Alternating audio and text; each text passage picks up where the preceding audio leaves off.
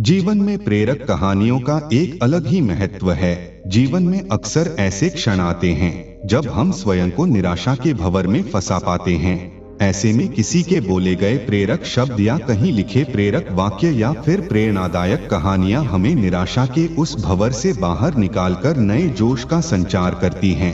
तो दोस्त, इस वीडियो से मन में जोश भर देने वाली सर्वश्रेष्ठ प्रेरणादायक कहानी को सुनकर आप आत्मसात कर सकते हैं।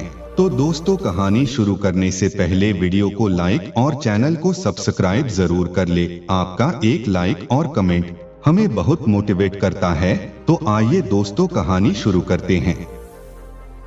एक समय की बात है साथियों, एक राज्य में एक प्रतापी राजा राज करता था। एक दिन उसके दरबार में एक विदेशी आगंतुक आया और उसने राजा को एक सुंदर पत्थर उपहार स्वरूप प्रदान किया। राजा वह पत्थर देख बहुत प्रसन्न हुआ।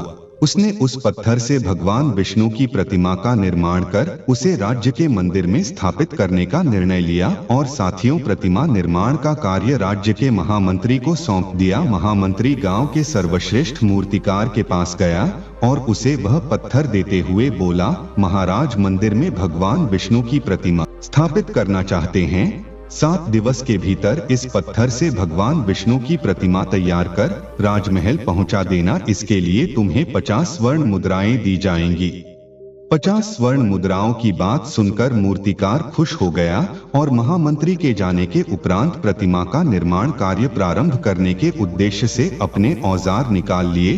अपने औजारों में से उसने एक हथौड़ा लिया और पत्थर तोड़ने के लिए उस पर हथौड़े से वार करने लगा, किंतु पत्थर जस का तस रहा।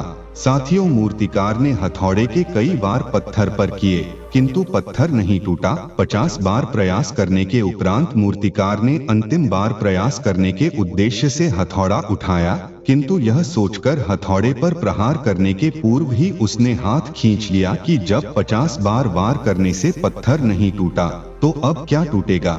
साथियों, वह पत्थर लेकर वापस महामंत्री के पास गया और उसे यह कह वापस कर आया कि इस पत्थर को तोड़ना नामुमकिन है, इसलिए इससे भगवान विष्णु की प्रतिमा नहीं बन सकती।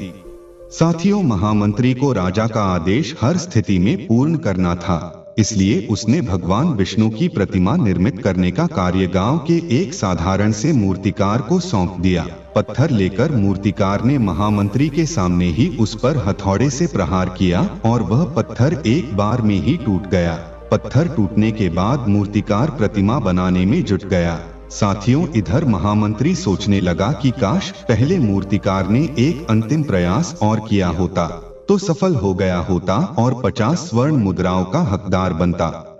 तो साथियों, हमें इस कहानी से यह सीख मिलती है कि हम भी अपने जीवन में ऐसी परिस्थितियों से दो चार होते रहते हैं। कई बार किसी कार्य को करने के पूर्व या किसी समस्या के सामने आने पर उसका निराकरण करने के पूर्व ही हमारा आत्मविश्वास डगमगा जाता है और हम प्रयास किए बिना ही हार मान लेते हैं।